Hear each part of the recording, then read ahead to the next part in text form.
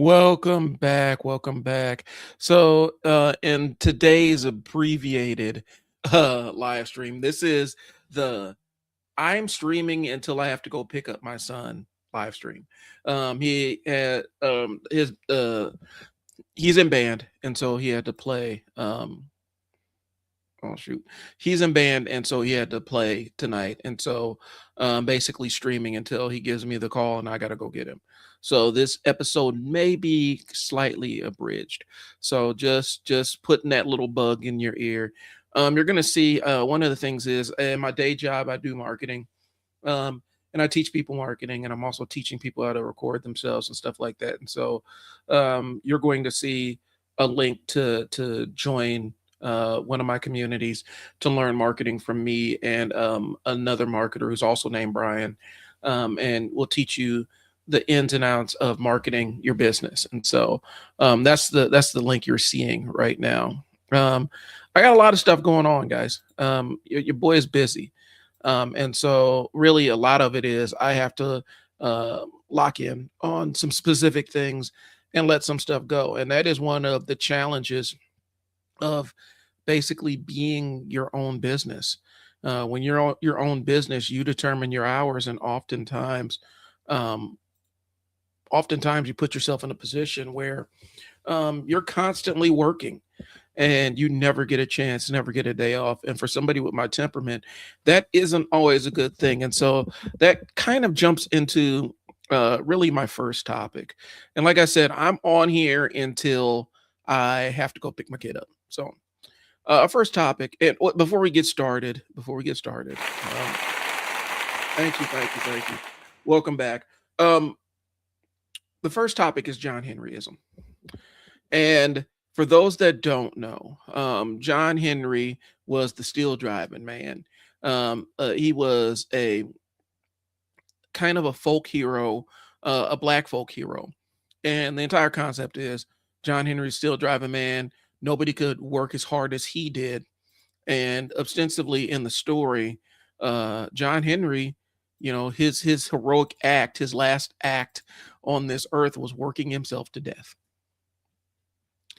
And unfortunately, that's kind of that's kind of what happens um, as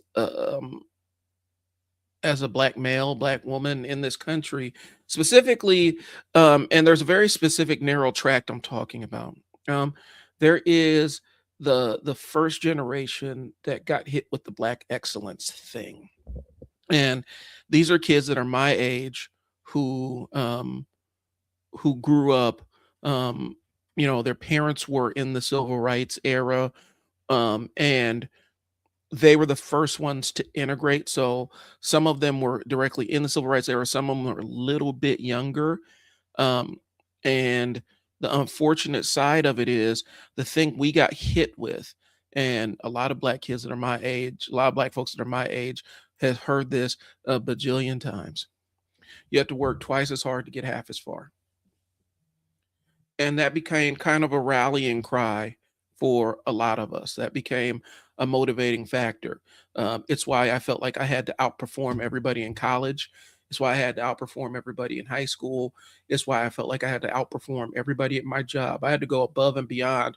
If somebody's willing to put in 40 hours, I had to put in 60, because I had to prove that not only could I do more, I could achieve more, and I was more driven to do it. And that ended up becoming an obsession in my life. And I talked to a lot of guys, a lot of black folks that are my age who've experienced that, where you constantly feel like you feel bad for taking time off. You feel bad for taking a vacation. A couple weeks ago, I lost my father-in-law. Um, and it was an absolute shock to the rest of the family. And we went through the entire grieving thing, but I was hit with this. Like, I'm sitting in the hotel, and everybody's just kind of reeling in their own way, and I'm racked with this intense guilt because there was work that needed to be done that I wasn't able to do, and I felt bad for taking time off for the funeral. like I felt like I was slacking to take time off to grieve. Um, I can count the number of funerals that I've actually taken time off to kind of process my feelings on one hand.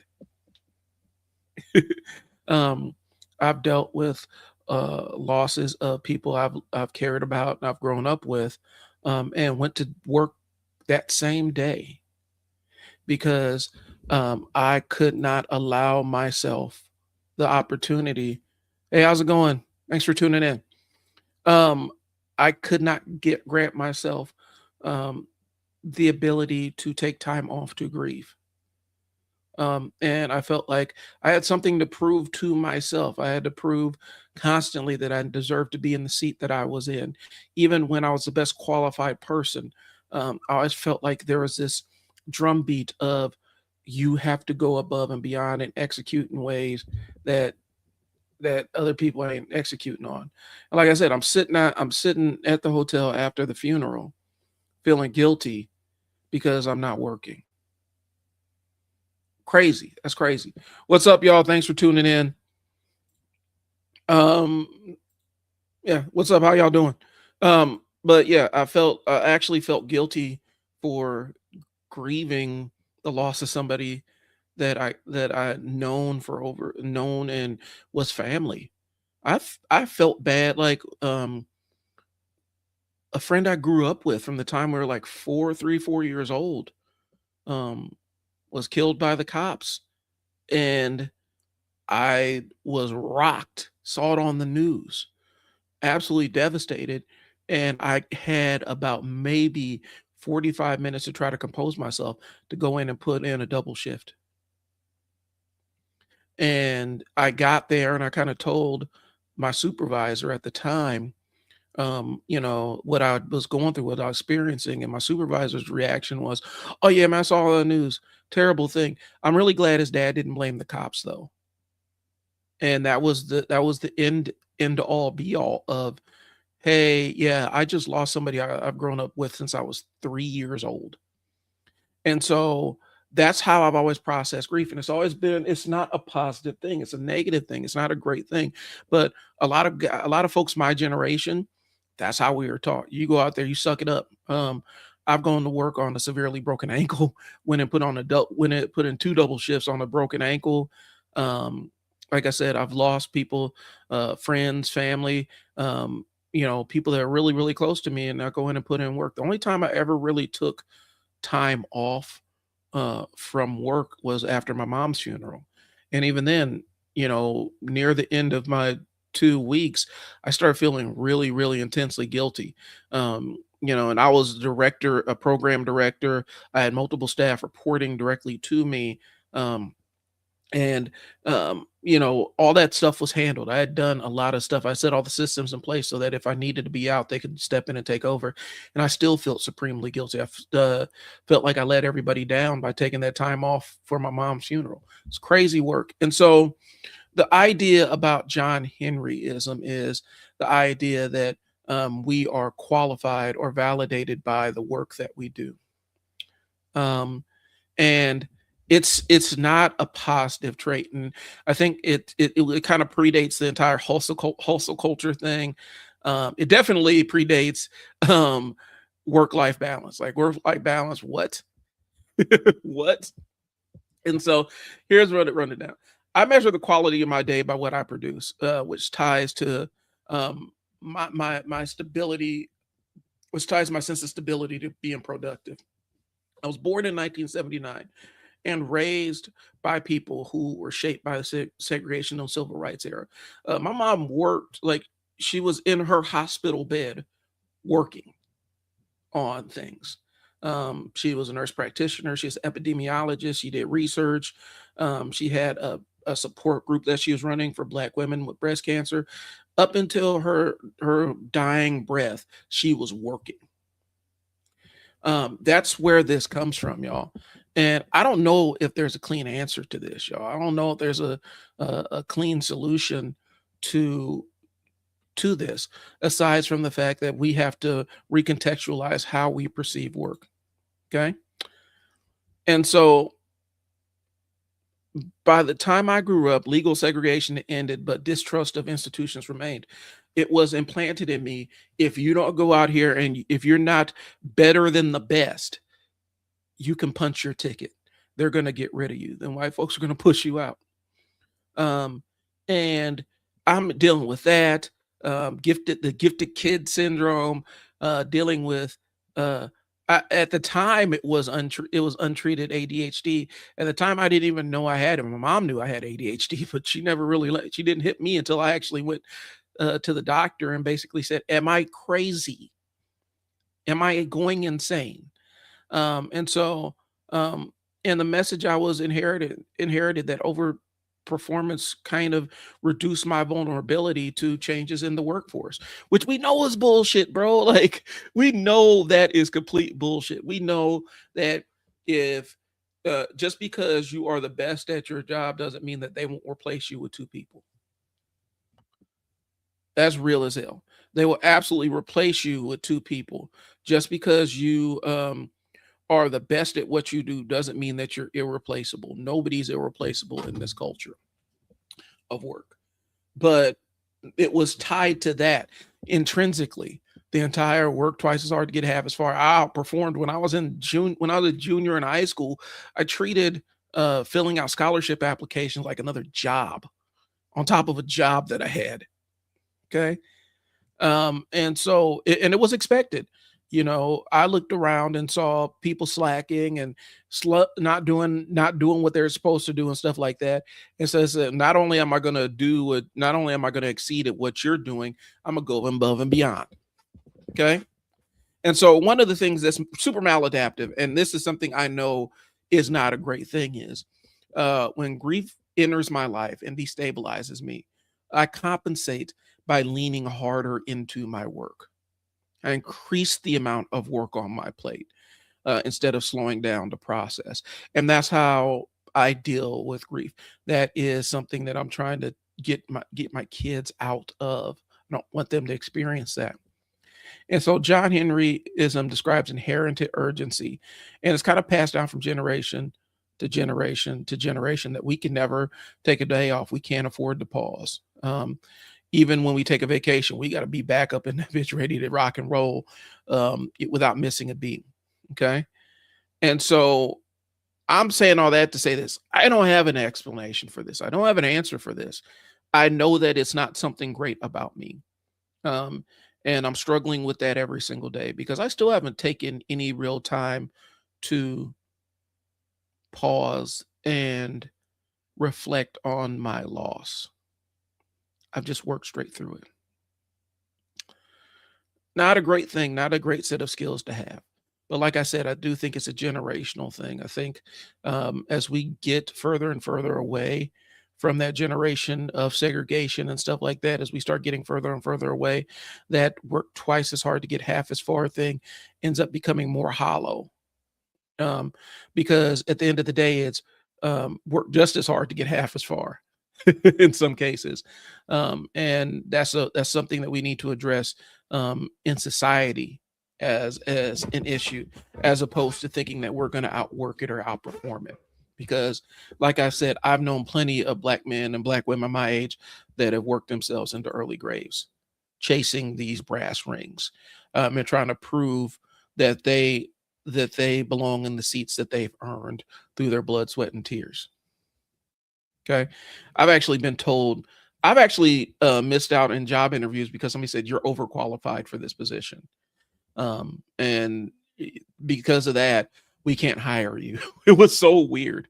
But yeah, again, it's a maladaptive thing, but understand it does come from that generation because if you want to be honest, if we're going to be, I'm in that 70, the age cohort, um, which is between Gen X and millennials. And we are the ones that got hit with a lot of that black excellence stuff. And it drove and a lot of us have really achieved some major things. I look around and see my cousins and friends and family and stuff and people I went to school with, and they've achieved some amazing things. And a lot of us have done it at the cost of our own mental health and our own mental well-being. All right. So Here's the thing I need to discuss before I go pick my kid up. So one of the things is, and this is an abrupt change because ADHD is on fire today. Um, my son and I were riding in the car, and I was kind of talking about back in the days what we used to do as teenagers and stuff. He was curious, and so I'm talking to him. And we had this conversation before. And locally, we used to have this amusement park called Peony Park. And there's a whole racist history behind Peony Park. But when I was growing up in the 80s and 90s, that's where we went. You would get some money together, find an adult to drive you out there, and they drop you off Peony Park, and that was your entire day. And it was a place where kids could do kid things and have fun and hang out with other kids. Not everything out there costs money, so you could go out there and have a good time without having to break the bank, and you didn't have adults hovering around you or anything. You got to hang out with other kids and play with other kids and stuff. And my son kind of said, "Dad, we don't have anywhere to go." And it kind of struck me. And it's something I had talked to people about before. But one of the real interesting things, or thing that sucks about this world that we're in, is there is no place for teenagers to hang out and socialize. There's no space outside of the house where teenagers can really kind of kick it without being monitored or being treated like they're doing something wrong. And that's really bad. um, I remember we had multiple places. We can go to the park, go to the mall. There was an arcade that we could go to, Family Fun Center. If you had some money, you could spend your entire day there, hang out with your friends, and just be kids out in public without an adult leering over you. And now kids can't even go to the movies. They definitely can't walk around the mall without having some adult hovering around them and checking what they're up to. And it sucks. And so we get adults complaining, well, the kids don't go outside anymore. All they do is sit on their tablets. And I have a 14-year-old looking at me like, I want to go outside. I want to go out and do stuff with my friends. But where are we going to go? Malls were social hubs. That's where, on the weekends, my boys get together. That's where you go and talk to girls. You go out to the mall. You tell some girls at school, hey, we're going to the mall, we're going to be here at this time. You go up there, meet them at the mall, and you all hang out. We have libraries, parks, movie theaters, arcades. We have roller rinks, amusement parks. All these things were gathering places where a kid could exist, a teenager could exist as a teenager doing teenager things without an adult hovering over them. It is very true. And I've had the conversation where people like, was the Stranger Things thing true, where parents would just kick their kids out of the house? Yes. Yes. It was real. Um, get out and I'll see you tonight. And that was kind of the expectation. I was able to come back home for lunch, but I didn't want to be up in the house. I wanted to be outside exploring and doing stuff with my friends. That was the world I grew up in. And so and I was the only child, so I had to go out there sometimes, with no kids on the block and go find my own fun. That world doesn't exist anymore for kids. And it's really unfortunate. One, you have the helicopter parents. Me and my wife are guilty of it.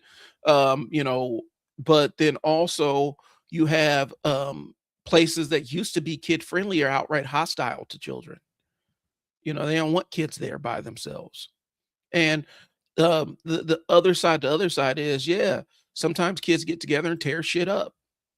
And that's the unfortunate side of things. And so they rarely get a chance to socialize outside of the house. And when they do, all those behaviors, and there's a big extinction burst that happens, all the behaviors that they couldn't engage in, they want to engage in all of them at the same time now that they have the freedom, and it blows up into something else. I mean, hell, we even had clubs. Like when I was like 16, 17 years old, we had teenage clubs that you could go to on Friday and Saturday nights. They let out at 1 just like all the other things let out, but there's no alcohol or anything, but there was music, there was a DJ. Um, the bar was serving juice and things along those lines, and pool tables and everything. And I remember very, very clearly. It was at one of our old bowling alleys. We would go up there and kick it. You pay your little $5 cover, and you had a place to go on Friday nights, and hang out and dance and all the other stuff. We had all this stuff. It wasn't like a school function or anything. It was a club for teenagers, 18 and under club. Um, Hell, in college, there's an after hours club for 18 and under, or 18 and over, 18 to 21. It was after hours spot. And they let people that were 18 in, because after hours they couldn't serve alcohol anyway, and that's what you did. So you went to the after hours club till like 3 or 4 in the morning. Like, we had these and right now we can barely get kids to get out of the house, and the thing is, there was no social hubs for them to go. Where are they going to go? Many of these places have disappeared, and now, or they actively discourage teenagers from being there. Um, Malls have security that completely just mess with you. We dealt with the security. Like, I'm not gonna front. We had security guards that were harassing us back in the days, but it wasn't as draconian as these people are now, where you could, if even if you were there shopping as a kid, they will try to throw you out, even if you're shopping and actually being a customer. Okay. Businesses often treat groups of teenagers like trouble waiting to happen rather than members of the community. And that's kind of a sad state of affairs, because here's the thing. We're going through this loneliness epidemic where everybody's lonely and stuff. And a lot of the loneliness has to do with the fact that people never learned how to socialize with other people in real life. They only learned how to socialize with them online. So I love when my daughter wants to go out. There's a little spot where they can play tabletop games and hang out with their friends and stuff. I like that kind of stuff, because it gets her into a kind of a pro-social thing where she gets to be around kids her age and not have an adult hovering over them and monitoring every single behavior that they do. Okay. But yeah, when young people don't have access to unstructured social environments, a lot of their interactions become limited to school and organized activities or online spaces. And then when they get together, all the behaviors that they would kind of, um, you would see flashes of, all of them now are going to all jump out, because we have opportunity to do the thing we're not allowed, we normally can't do. And so you're instantly setting kids up to be on their worst behavior. Okay. And so it can resemble what we used to call it an extinction burst in my old behavioral science days. And it's where behavior spikes in because you're engaging in something that was previously restricted, when it suddenly becomes available. It's the idea of the binge when you've been on a diet or any kind of restricted um, diet or something, that binge that people go on where they gorge themselves on all the stuff that they've been thinking about, but they wouldn't normally eat all that in one setting. Okay. And so that's what happens with these kids. Okay. And so, um, oh, shoot.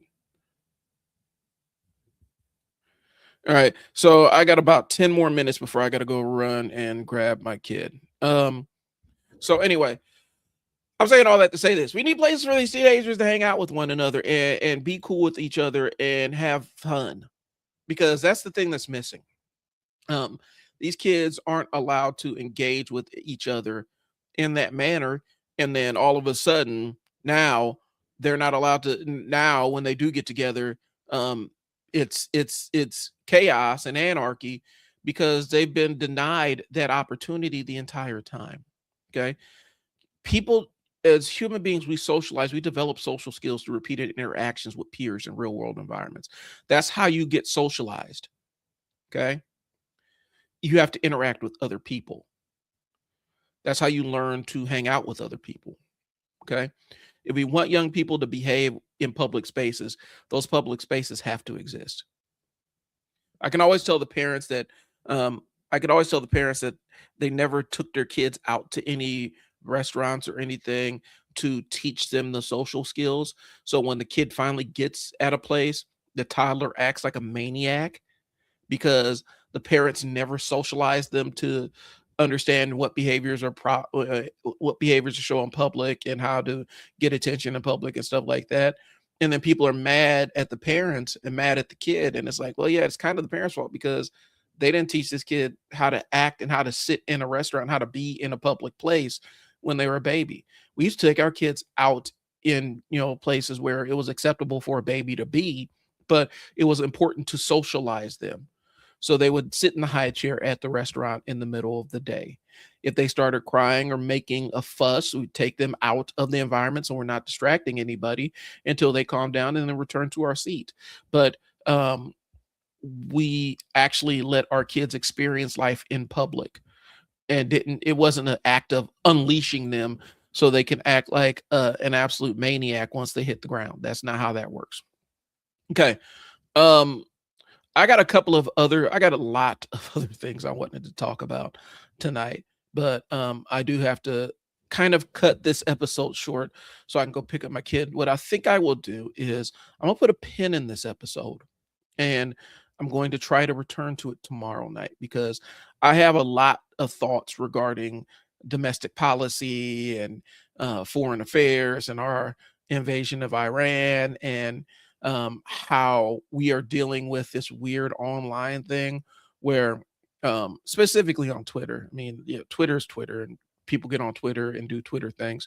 But this argument, the idea of American imperialism versus American colonialism, and how some people who are external to the U.S. only see the imperialism side and do not understand what the colonialism side does. And so, a lot of marginalized groups, a lot of people of color and Black people in this country have experienced a lot of the brunt of the things that American does as imperialists. We've experienced it domestically, repeatedly for 400 some odd years. And so those conversations need to be had. But right now, in the backdrop of um, what we have going on right now, um, it's very hard to do that. And so that's going to be the conversation I'm going to have tomorrow. And we're going to talk about American imperialism versus American colonialism. These two things are cousins, and they work in concert. They work together, but it looks different where you're sitting. And so if you're external to the United States, what you see is the image of the United States, the marketing image of the United States that America likes to present to the rest of the world: land and milk and honey, unlimited opportunities, blah, blah, blah, blah, blah, blah, blah, blah.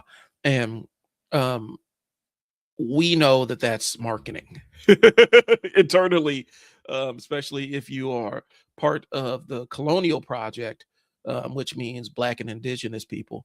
Um, if you're part of the colonial project of America, you know that the export of this land of milk and honey thing, that's all marketing. It's it's how America presents itself to the rest of the world. But then the rest of the world thinks shit is sweet here, for people that are living under the colonial side of America, and it ain't. And so, but that's where the argument happens, and that's where people start bumping heads. And so, I've seen the arguments on Twitter. I've seen them essentially weird segments of people, and I almost feel like they're bots, if I'm being 100% honest. But I feel like there's weird segments of people that they take, America, white nationalists are running America essentially right now. Like, we have a white nationalist government, a Christian nationalist in charge of the Department of War. Um, they're running America right now, but they're wondering why Black and Indigenous people aren't stopping them. And we ain't never been able to stop them from anything that they want to do here. Best we can do is best we can do is try to force their hand and take advantage of opportunities where they may have some institutional weakness and exploit them. But at the end of the day, we ain't never stopped this country from doing the shit that it wants to do. And to put that expectation on people that are in the colonial side of America is crazy. So yeah, but that's kind of the conversation we're gonna have tomorrow. Plus, I owe you guys a Wonder Man review because Wonder Man is dope. I'm really enjoying it. Um, and I got to give you my take on that. And hopefully, this is the future of how they do Marvel shows, where it doesn't have to be cleanly tied to a superhero narrative. Um, we can still have superhero stuff, people with superpowers, That doesn't have to be the totality of the story. We can tell other stories. And so Wonder Man was a super compelling, interesting character study of an actor working in Hollywood who just happened to have superpowers in a world where it was outlaw. It wasn't, actors with superpowers were not allowed. And it was really interesting. And it didn't really go into the superheroics thing, save for maybe a couple of scenes in the episode, but a lot of character development, a lot of conversations, a lot of dialogue that was really, really good. Um, the actor that got to play Wonder Man is amazing, and it's this weird meta commentary where you're watching an actor playing an actor go through the process of method acting. It was really kind of dope. And so I want to talk about Wonder Man too. But alas, I'm 30 minutes in. I gotta go pick up my 14-year-old. So what I will do is I'm gonna spin the block on this. I will return. Excuse me. I will return hopefully tomorrow to cover what's going on in Iran, rundown on Wonder Man, maybe Absolute Batman, the Poison Ivy thing, and a couple other things. So that's all I got. I'll talk to y'all later. Thanks for tuning in for the abbreviated episode. I will talk to y'all later. Peace.